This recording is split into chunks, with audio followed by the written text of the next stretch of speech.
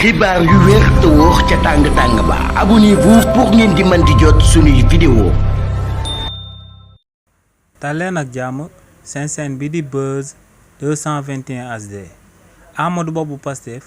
yëkkati na ay kàddu daal di koy jëmale ci njuuj njaaj ci nga xam ne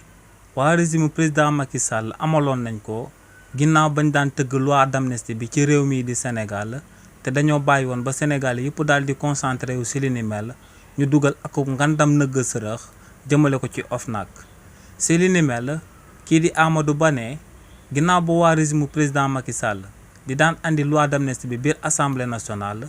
ne Sénégal yëpp dañoo concentré woon ci loi d'amnistie bi ndax moom moo nekkoon prioritaire ci moment boobee. waaye nag ne ci biir loi boobee waa régime président Macky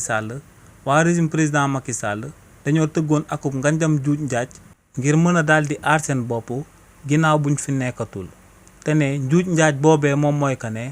dañoo daal di voté waale ci loi d'amnistie bi que ne ki nga xam ne moom mooy jiite OFNAC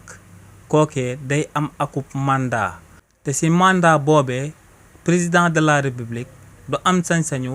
daal di wàccee kuy jiite OFNAC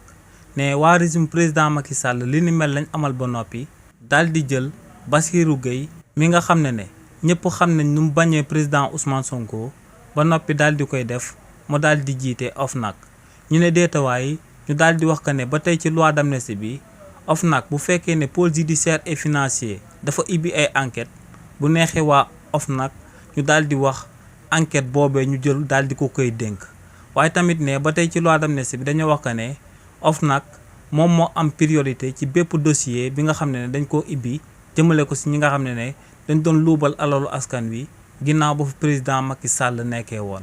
donc ne kon akub nit bu fekkee ne dafa luubal alalu askan wi ginnaaw ba président Macky Sall nekkee woon bu neexee waa OFNAC ñu daal di koy oolu mu daal di am akub médiation pénale bu ko defee ñu daal di bàyyi kookee mu daal di ñibbi. nee nag urgence la ci réewu Sénégal ngir réforme yooyee ñu boole woon ci loi d'amnistie bi ñu daal di amaat yeneen réforme daal di ko fiy jëlee ci nu mu gën a gaawee. xibaar yu wér te wóor ca tàng ba abonnez-vous pour ngeen di mën di jot suñuy vidéo.